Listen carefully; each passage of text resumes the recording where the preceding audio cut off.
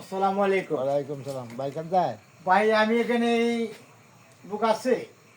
লোক গেছে গা, মানে এই ভাত খাইবার জন্য গেছে গা। হাসানা হ্যাঁ, আচ্ছা এমন হয় যে মাছ মারতে তো ও এই মাছ মাছ খাওয়ার মধ্যে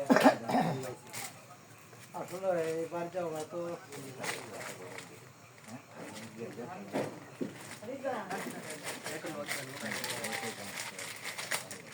যা হইল।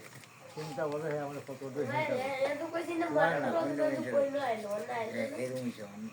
এই সবার সাথে এগুলা করে, সবার সাথে এগুলা করে, ভবিষ্যৎ ভালো না আর।